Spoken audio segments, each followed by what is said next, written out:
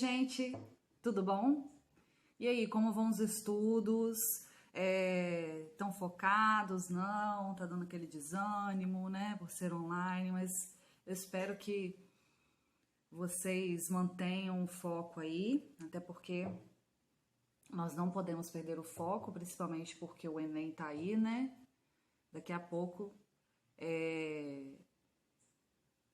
tá batendo na nossa porta, tá ok? Então, o que a gente vai falar hoje? Eu vou falar um pouquinho para vocês, vou começar hoje e terminar na próxima semana, tá? Sobre filmes, séries e livros que podem ser usados como referência na redação, tudo bem? Hoje eu vou falar de uma série e um livro, tá? Na argumentação, mas primeiramente vamos iniciar o nosso conteúdo de hoje explicando aí, ó, o que é um repertório legitimado. O Enem exige de vocês, lá na hora do desenvolvimento, tá? E não só no desenvolvimento, né, gente? Mas essa questão de repertório argumentativo, ele inicia na introdução e vai até o desenvolvimento. Porém, ele deve aparecer com mais força no desenvolvimento, tá? Então, eles vão verificar isso na segunda competência e com mais profundidade na terceira, se você utilizou o repertório legitimado. Antes eles chamavam de sociocultural, agora é chamado de legitimado. O que é isso? Quer dizer que você tem que se apoiar em determinadas áreas, como uma série, uma citação, uma novela, um livro, que seja alguma coisa para embasar a sua opinião, o seu ponto de vista. E aí, eu vou explicar para vocês como vocês devem utilizar esse tipo de citação, tá? Mostrar para vocês aí daqui a pouco. Porém, eu quero que vocês atinjam o repertório legitimado com o uso produtivo, né? E vou mostrar para vocês a diferença de uso produtivo para uso improdutivo. O uso produtivo, o próprio nome já diz, é quando você utiliza a citação e de uma determinada forma coloca seu ponto de vista junto com aquela citação para que fique aprofundado, tá? De forma produtiva. O uso improdutivo é quando você utiliza a citação, mas não detalha muito, fica algo muito superficial, algo muito que não dá para perceber o seu ponto de vista, tá? Então é improdutivo. Mesmo assim, você atinge 160 pontos porque você usou um repertório legitimado. Além disso, gente, além do repertório legitimado, nós precisamos saber também se é pertinente ou não ao tema, tá? Então, vamos supor que você colocou lá um repertório legitimado, mas não é pertinente ao tema. E aí, essa pontuação só vai diminuindo, tá bom? Ou aumentando, né? Olha aí, eu coloquei um exemplo de repertório legitimado com uso produtivo. Esse usou a Constituição Brasileira. Vamos acompanhar? Conforme previsto pela Constituição Brasileira, todos são iguais perante a lei, independente de cor, raça ou gênero, sendo a isonomia salarial aquela que prevê mesmo salário para os que desempenham mesma função, também garantida por lei.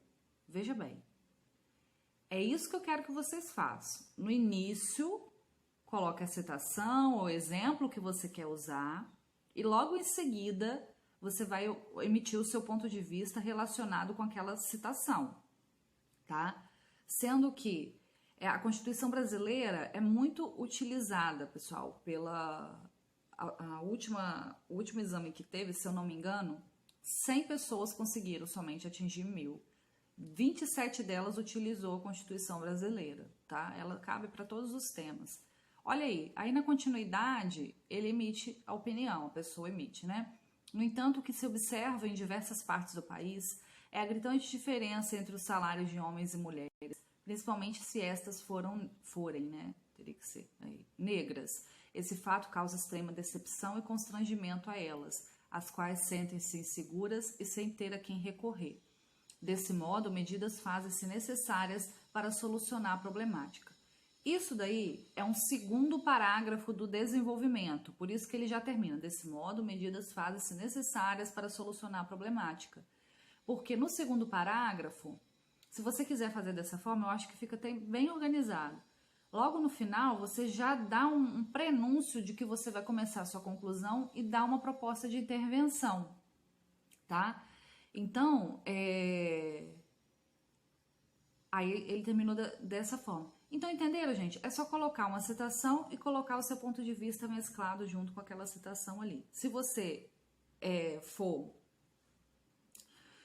dar uma ideia contraditória, né, do seu ponto de vista, vamos supor, você colocou, por exemplo, ele colocou ali, também garantida por ele. No entanto, é uma conjunção de oposição. Então, quer dizer, ele falou um pouquinho da isonomia salarial, só que, porém, isso não acontece no Brasil. Então, você pode usar de forma para comprovar a sua argumentação, que você está defendendo, bom? E aí, percebendo que é um uso produtivo, tá? Olha o uso improdutivo. O uso improdutivo fica pequenininho, ele não esmiuça muito bem, né, o que pode fazer.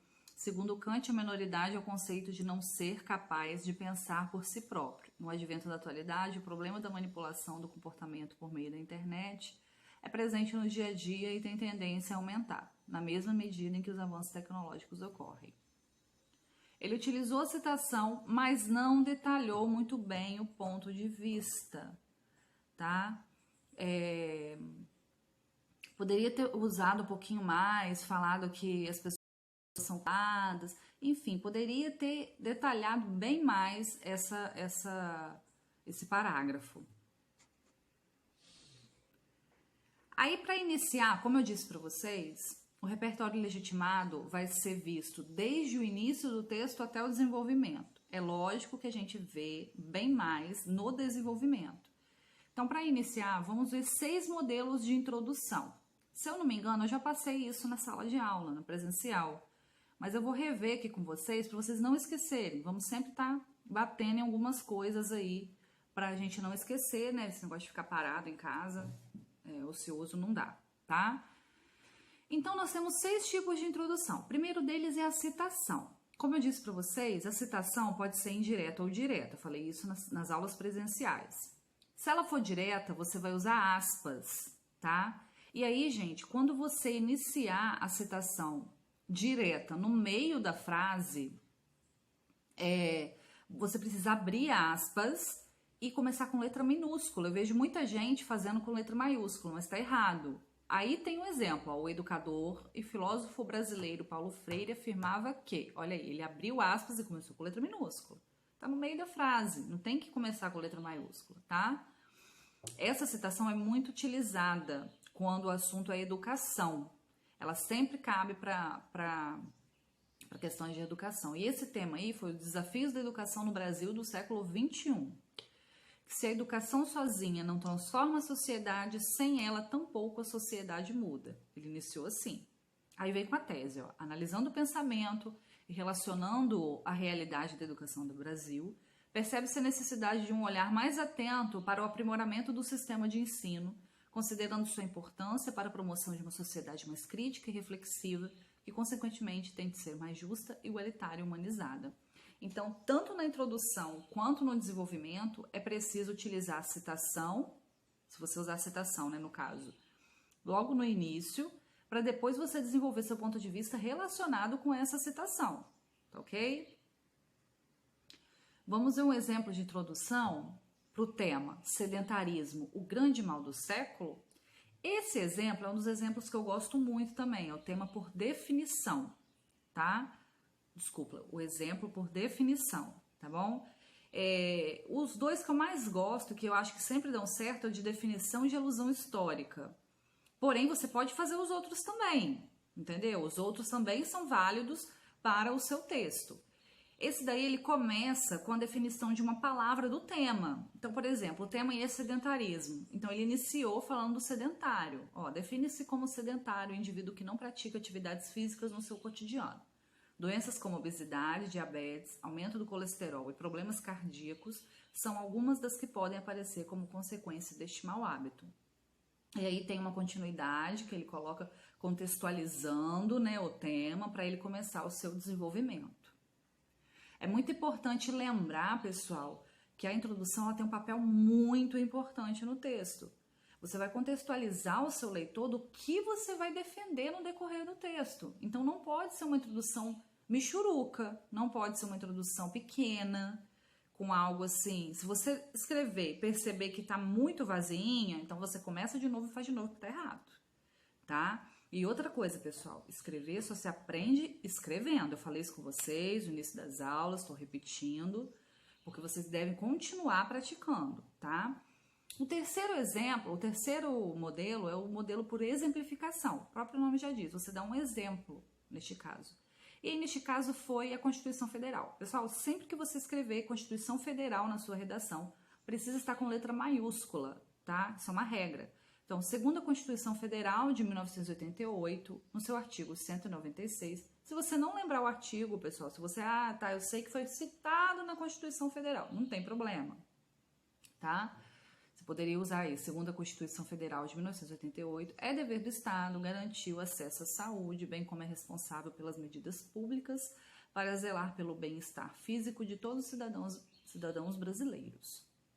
Ponto, essa citação, ele começa com ponto de vista.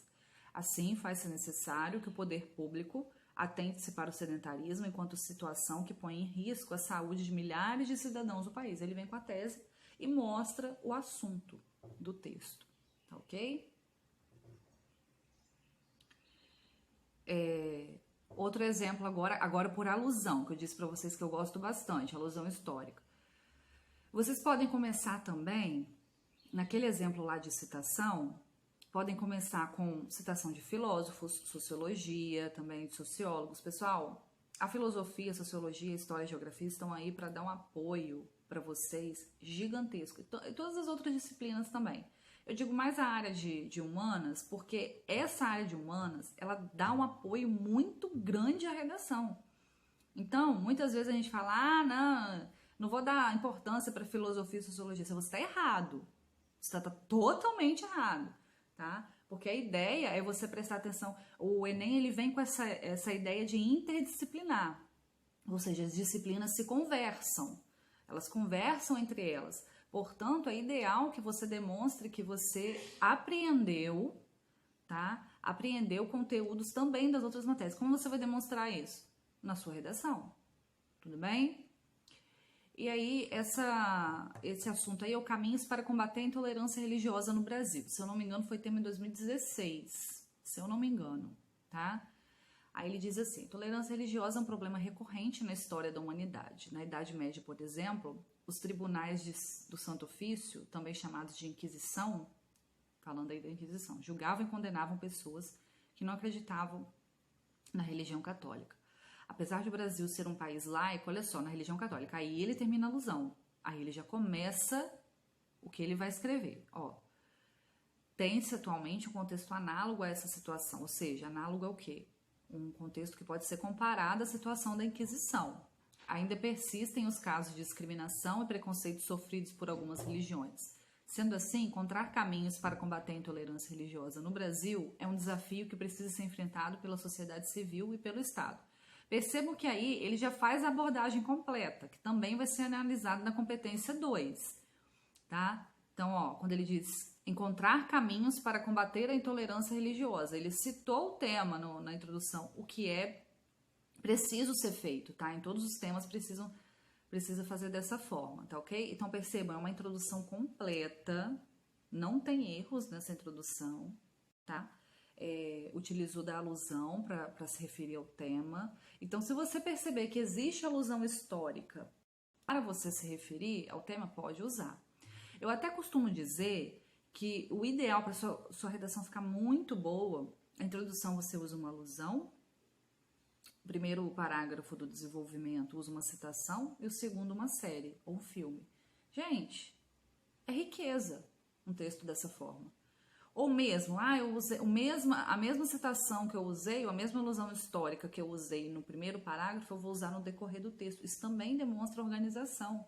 É lógico que você não vai usar novamente, não estou querendo dizer que para você citar novamente no desenvolvimento, não. Mas você dá uma continuidade daquele conceito que você aplicou na introdução no desenvolvimento, tá? Agora nós temos a introdução por afirmativa. Essa daí, ela inicia como afirmação sua. Então, o Brasil é uma nação historicamente machista e violenta, tá? Isso daí é uma afirmação e aí ele continua com o ponto de vista. O que é perceptível analisarmos a persistência das agressões contra as mulheres, mesmo depois das recentes medidas legais. Isso daí é aquele tema, persistência da violência contra a mulher. Se eu não me engano, foi em 2015 esse tema, tá? E a comparativa com o tema histórico desafio de valorizar o professor. Os Estados Unidos, referência de desenvolvimento tecnológico, ele faz uma comparação, por isso que se chama comparativa. São um bom exemplo de que a educação de qualidade com a valorização adequada gera bons frutos. Em contrapartida, no Brasil, a realidade tem sido bem distinta. O baixo piso salarial dos professores explicita essa falta de reconhecimento aos profissionais da educação. Tal desvalorização é fruto de baixos investimentos governamentais aliado ao passado histórico brasileiro. Então aí percebam que ele coloca uma comparação com os Estados Unidos para falar da situação educacional do Brasil. Bom? Aí a fonte, tá? Eu tirei do blog da Imagine, que faz até alguns temas de redação e tal. Eu tirei esses tipos de introdução de lá, dei uma pincelada, né? Dei uma modificada em algumas coisinhas, mas tirei de lá, tá bom? Vamos começar então com as séries. E aí, como vocês vão citar a série? Gente, é do mesmo jeito que citação. Porém, na hora que você colocar o nome da série, você vai usar lá, conforme a série, abre aspas, coloca o nome da série, fecha aspas, vírgula. Aí começa a falar o que você tem que falar da série. Ou, segundo a série, abre aspas, fecha aspas, vírgula, se você usar no início da frase, o que é ideal, né? Início de frase, depois ponto de vista, mesclado com citação. É sempre assim, gente. Não faz primeiro a sua opinião, seu ponto de vista, para depois falar da citação. Fica o negócio, sabe como que fica? Fica solto. A citação fica solta no final do parágrafo. Então, o ideal é você usar a citação e depois colocar o seu ponto de vista relacionado com a sua citação. Então, eu peguei a série Annie with an E, tirei até de um site, eu esqueci, um menino que tirou 1000 pontos. Achei muito bacana a visão dele, porque eu já assisti essa série, assisti todas as temporadas dela, e é uma série que tem um enriquecimento de conteúdo muito grande, entendeu? Existem muitas coisas ali que se cair no Enem alguma coisa relacionada com algum assunto desse, você pode citar sem medo, tá? Sem medo mesmo. E esses assuntos eu vou falar aqui pra vocês. Eu sou suspeita de falar porque eu adoro essa série, sou apaixonada. Tá? Mas o filme que eu vou mostrar aqui pra vocês, por exemplo, podem me recriminar, mas eu não gosto. Porém, ele também é rico em conteúdos, em coisas que podem ser trabalhadas, tá? Primeira situação é a situação de adoção. Eu já disse isso pra vocês na sala. Eu aposto muito num tema como adoção ou o autismo. O autismo eu tô até deixando mais pra frente para falar por conta da lei que foi sancionada, que foi a lei Romeu, né, Romeu Mion. Eu ia falar Romeu Brito. É Romeu Mion, o filho do Marcos Mion. E eu aposto muito nesses dois temas. Então, se cair algum tipo de tema do sistema adotivo do Brasil, os desafios do sistema adotivo no Brasil, os desafios do sistema adotivo só sem Brasil, né? Essa série é excelente para citar. Por quê? Porque a série se inicia com o senhor e a senhora Cuthbert, não sei falar direito isso, adotando Anne Shirley por engano, né? Porque na verdade eles queriam um menino para ajudar o senhor Cuthbert, né? E aí eles não queriam uma menina, mas houve um engano, né?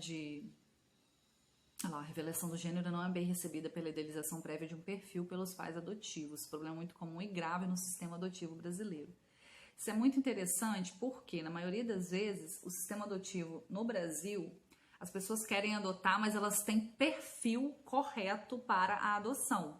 E acontece isso na série, porque, na verdade, os irmãos, eles eram irmãos que mais velhos, não se casaram, então não tinham filhos, né?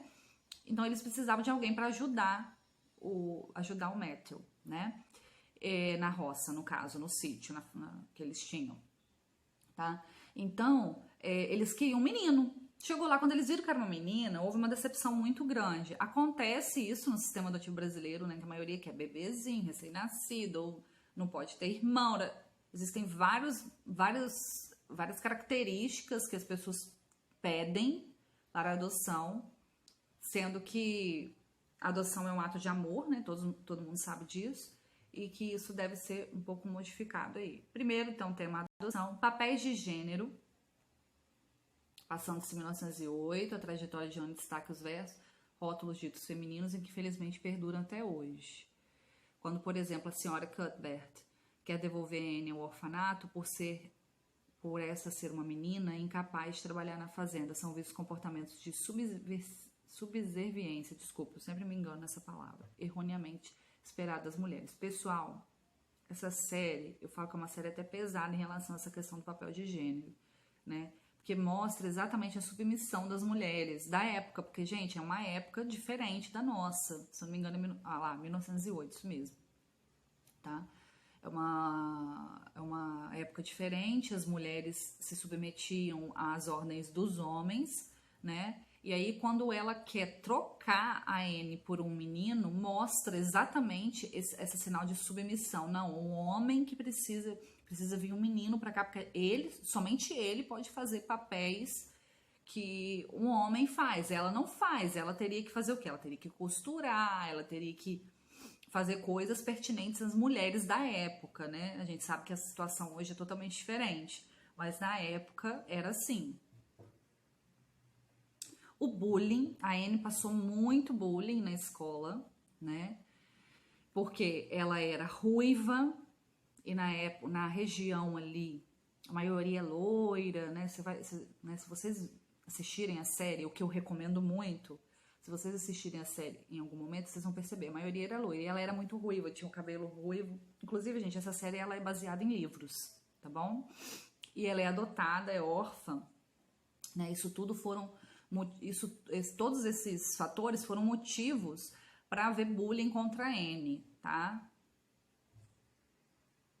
A inovação no ensino. O professor da cidade, o professor deles, era um sujeito com um método muito tradicional, né? Muito tradicional. Deixava os alunos de castigo por qualquer coisa, qualquer situação.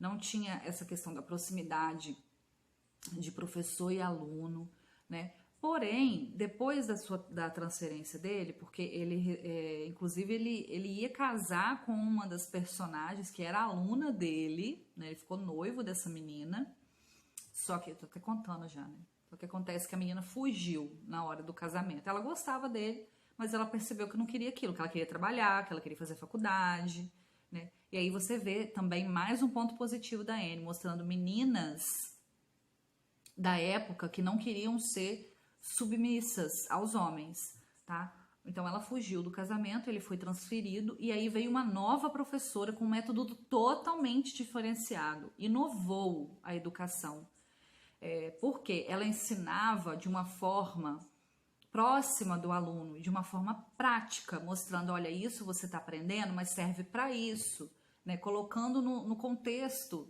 social do aluno, né? Então também pode falar em relação à inovação do ensino, homossexualidade, o COL, tem até o C aí, ó, C-O-L, o COL, que é um dos melhores amigos da Anne, não se encaixa na sociedade, não se vê como um menino dito normal da época, porque os pais dele queriam que ele trabalhasse na fazenda, na lavoura, com caça, e ele não gostava daquilo, ele gostava de música, ele gostava de arte, ele gostava de livros, então ele se via de uma forma diferente dos outros meninos, mas ele não conseguia entender que ele era homossexual, porque era uma forma diferente, ele não gostava de meninas, ele gostava de meninas como amigas, né? Isso mostra no decorrer da série, né? Aí um dos episódios eles conhecem a Josefine, que é tia da da melhor amiga da Anne, que agora eu tô esquecendo o nome, mas ela é tia da melhor amiga da Anne. A Josefine também é homossexual. E aí ele conhece essa mulher e aí começa a conversar e aí ele percebe o que ele quer, né? Inclusive ele vai morar com a Josefine, tá? Então também tem a homossexualidade na série. Abuso sexual. O abuso sexual é retratado através da personagem Josie Pye, que é uma das amigas da Anne também. Ela é prometida para Billy Andrews, né? Porque antes era assim, né? Mulher era prometida para um sujeito e aí tudo bem, vai casar porque são prometidos, né? Porém, numa festa, eu acho que é uma festa, não me lembro muito bem, ele força um beijo a ela e mais do que isso, ele não só força um beijo, ele queria algo mais com ela. Porém, ela não quis, saiu correndo na hora e ele começa a espalhar fofocas sobre ela, tá? Aí, olha só, vamos acompanhar. Josie foge, conta o ocorrido às suas amigas, porém Billy, insatisfeito, espalha que os dois teriam ido além, tá vendo? Ele difama a imagem da menina. Gente, isso pra época, é um rapaz que tá falando, beleza, então é verdade, mentira dela, ela que tá querendo se defender? Não, ela tá errada, entenderam? Eles não davam voz à mulher. Não, aí em outro episódio, as meninas têm suas saias levantadas na hora do almoço, que leva a Anne a dizer uma das maiores frases da história, que é uma saia nunca é um convite. E aí isso mostra mais uma vez a questão da posição da mulher na época, tá? Mostrando que a mulher merece ser respeitada mesmo sendo mulher, né? Mesmo tendo essa condição de mulher. Então, abuso sexual, liberdade de expressão, né? A Anne escreve um artigo muito brava, porque na época, né, nessa série ela faz, né, ela participa de um jornal da escola, que ela mesma teve a ideia de criar. E aí isso faz, esse artigo que ela tá muito brava, acontece que tem uma repercussão muito, muito difícil, né? E aí mostra que todos merecem, todos têm direito de mostrar o que pensa, tá? Liberdade de expressão, eu preciso me expressar, eu tenho direito de me expressar, né? Então os comandantes da cidade buscam tirar a imprensa da escola, né? Sob a justificativa de que representaria uma ameaça, mas os jovens organizam um protesto a favor de sua liberdade de expressão. E esse protesto é o ápice da série. Pra mim, é a melhor parte da série. Porque é um protesto que te deixa, assim, toda arrepiada. Muito boa. Vale a pena assistir.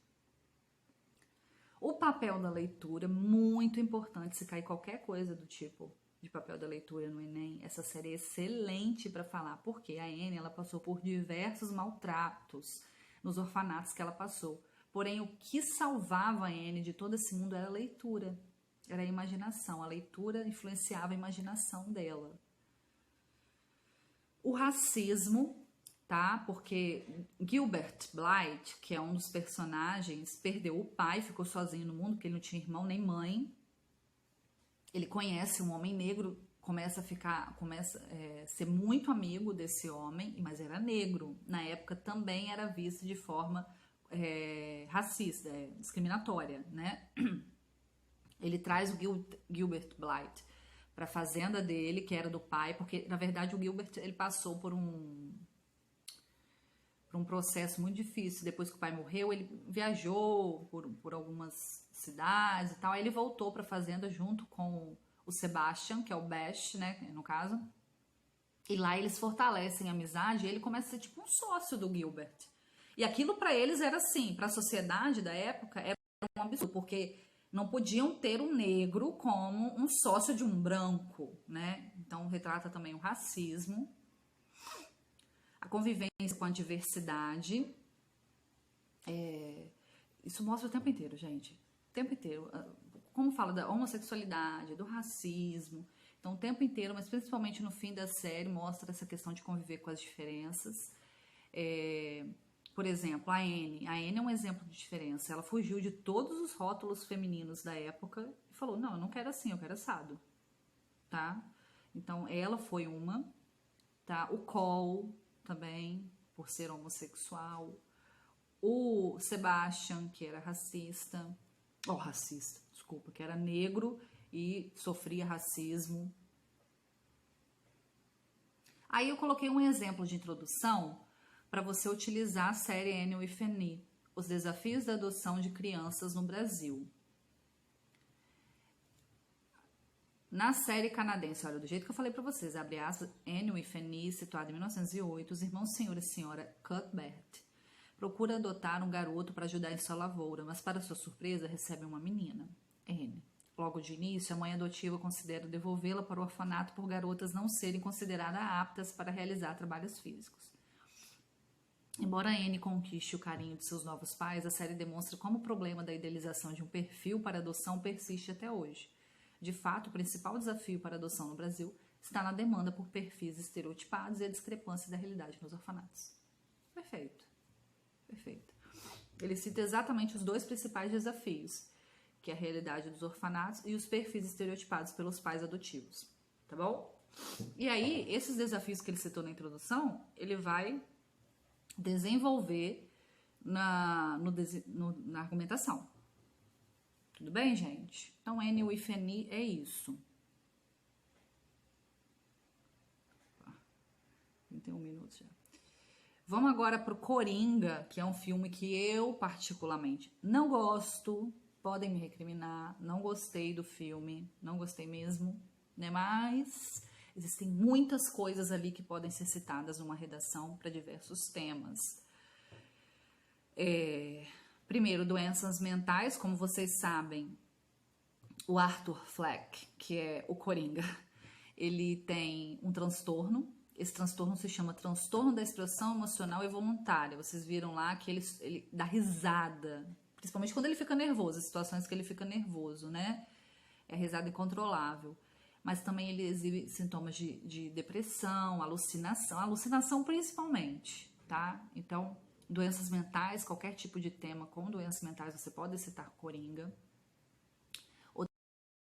Outra coisa também citar que com essas doenças mentais ele é negligenciado, ele é marginalizado da sociedade, ele é recriminado por conta disso. O papel da assistência social, né, você vê ali que a assistência social tem papel importante no filme, porque ele visita regularmente esse serviço, ele precisava daquelas sessões ali, porque ele não tinha condições financeiras, então ele precisava daquelas sessões para ter uma válvula de escape, né? Além da válvula de escape, mais do que a válvula de escape, a questão do fornecimento de medicamentos. Ele precisava daqueles medicamentos. É tanto quando ele para de tomar medicamento, né? Porque a verba é cortada, o que acontece com ele? Ele alucina geral mesmo. Porte de armas, vocês perceberam que ele tem uma arma, né? E logo quem tem uma arma, né? Ele consegue uma arma com aquele amigo dele, que eu esqueci o nome agora. Ah, tá, o Randall. Colega de trabalho, o Randall. Ele consegue essa arma com ele, mas ele, por ter uma doença mental, ele nem podia ter um porte de arma, né? Nem podia ter uma arma. Aí a gente percebe o quanto o porte de arma, quando ele é muito facilitado, o quanto é muito problemático, porque pode parar nas mãos erradas. Assim como parou nas mãos do Arthur Fleck, que é um doente mental, tá? Criação de um sociopata. Ao longo da narrativa, a gente mostra perfeitamente, isso eu gostei até, como ele se transforma realmente num sociopata. Ou seja, quais foram os fatores que influenciaram a criação de um sociopata, tá? Ele se torna aí vamos tentar ir para a terceira linha. Em realidade, no caso do filme, Coringa se torna um sociopata, diferentemente de um psicopata, que tem seu comportamento inato. Um sociopata desenvolve as características durante a vida, por meio de traumas, da educação e da família. Porque, veja bem, o psicopata é uma característica dele. Ele nasce com aquilo ali. Depois eu até recomendo vocês a procurarem Ana Beatriz Barbosa no YouTube. Ela é excelente e ela fala exatamente do psicopata. O psicopata não é uma doença mental. Não é considerado uma doença mental, tá? A psicopatia, no caso. É uma característica inerente à pessoa, ou seja, a pessoa já nasce assim, tá? Já nasce dessa forma. Agora, o sociopata, ele é criado mesmo pela sociedade. Por conta de todas as coisas que ele viveu, ele se transformou daquele jeito. O abuso físico e psicológico, ele sofreu, sofria violência doméstica do namorado, tá? Isso mostra no final do filme, se não me engano, falando que quando ele descobre lá que a mãe já tinha parado no manicômio, aí ele vai atrás daquela pasta com as características para mostrar, ver o prontuário da mãe, enfim. Ele foi abusado pelo namorado, né? E não só fisicamente, mas psicologicamente também. A marginalização social, olha, como eu disse, ele trabalhava como palhaço de rua, né? E essa era uma situação que ele era marginalizado da sociedade. Percebo que ele passou por diversas cenas ali que ele foi violentado, né? Porque era uma profissão pouco valorizada e as pessoas, de uma certa forma, o colocavam à margem da sociedade, o que é algo criminoso isso, né? Descaso político, aí fala do Thomas Wayne, que é o representante da elite de Gotham City, uma cidade corrupta que permite apenas a prosperidade dos ricos. É tanto, eu achei bem bacana aquela questão da mobilização depois que ele assassina aqueles 3 jovens, aquela mobilização de uma resistência ali, uma coisa, não é só o rico que pode mandar aqui. Por quê? Porque a sociedade mais pobre estava, os políticos tinham um descaso com eles, né? Inclusive eu coloquei até aí, a partir de então a máscara do palhaço vira um símbolo de resistência. É igual no La Casa de Papel, porque essa música, por exemplo, Bella Ciao, ela é utilizada sempre em contextos de resistência, ou seja, pessoas que lutam por condições melhores e que lutam para não dominação, né, dessas pessoas que querem se vangloriar numa classe mais inferior. Violência policial. Os policiais o procuram por vagões de trem com civis vestindo máscara de palhaço. Em meio à confusão, brigas intensificam e os policiais recorrem às suas armas. E, nossa, essa parte foi tensa mesmo. Os policiais foram atrás, correndo, aí as pessoas até se revoltaram depois contra eles, dentro do metrô, se eu não me engano, contra eles. E aí eles correm e matam uma pessoa. Então, a gente vê aí a questão da violência, né, policial. Justiça pelas próprias mãos, aborda a violência popular como uma forma de vingança. A gente percebe que esse símbolo de resistência aí existe sim, mas ser feito justiça por ele mesmo, né? Luta de classes, né? Desde o início eu tô falando isso, essa questão do rico e do pobre. E aí, olha só, a revolução iniciada no final do filme representa a inversão de poder, os trabalhadores tomam controle antes da elite, o que Marx teoriza como luta de classes. Então a gente pode fazer até um paralelo aí à teoria de Marx, tá? E para o filósofo, a história é feita de transformações do status quo causadas pela revolta da classe oprimida contra a classe opressora. Então, a classe oprimida, no filme de Coringa, se revolta contra a classe opressora. Inclusive, eu lembrei disso no final do filme. Eu falei, caramba, então a classe trabalhadora falou, poxa, não é assim que funciona, vamos mudar isso aí, né? E se revolta contra a classe opressora. Aí eu coloquei um exemplo, um tema da Unesp, que é a riqueza de poucos beneficia a sociedade inteira. Aí diz assim, no filme de 2019, Coringa, Arthur Fleck é um palhaço mal-sucedido que se tornaria o futuro arqui-inimigo de Batman ao iniciar uma rebelião popular contra a aristocracia local. Em Gotham, uma cidade corrupta e elitista que impede a prosperidade econômica dos desfavorecidos, Fleck é ridicularizado, rejeitado e violentado em cenas dolorosas que retratam sua violência vingativa. De fato, na realidade atual, a concentração de renda e a subcondição das camadas pobres resultam em mazelas sociais prejudiciais a todos. A perda de dignidade muitas vezes leva à criminalidade. Aí fala de tudo um pouquinho, né? Marginalização leva à criminalidade, existem condições que a classe trabalhadora não possui, e aí acaba optando por uma situação que não queria, mas precisa, né? Aí nós temos as fontes, né? Eu tirei aí do blog, da redação online, tanto a série Anne with Annie e o filme Coringa. É isso, gente, em relação à argumentação. Daqui a pouco vamos falar, então, do tema dessa semana. Um abraço, fiquem com Deus. Vamos lá, o impacto dos influenciadores digitais na formação de jovens. Quando eu falo de impacto num tema de redação, quer dizer o que causa tal coisa em tal coisa. Então, o que causa os influenciadores digitais, a influência desses influencers, o nome, né? Eles colocam a palavra em inglês, mas influenciadores, tá? Na formação desses jovens, né? Então, eu dividi aí, ó, a introdução. É interessante, você pode fazer ou de uma forma ou de outra. Deixa eu colocar isso para cá. Ó, a primeira forma é a contextualização atual. Você vai demonstrar aí com a definição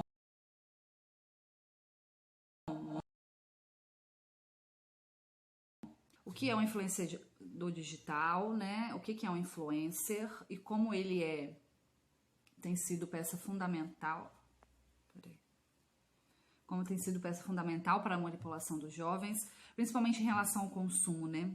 Muitas marcas são aderidas pelos jovens sem nem consultar, tá? Porque um influencer disse, é boa, olha como é boa, né? Ele é utilizado aí para o marketing e aí esse jovem precisa ter aquilo ali porque o influencer disse, né? Você pode iniciar dessa forma ou pode iniciar com contextualização histórica, mostrando que antigamente a televisão era responsável por essa manipulação, essa alienação, e atualmente as coisas mudaram, através do processo de globalização as coisas mudaram, e porque agora os influencers estão com esse papel.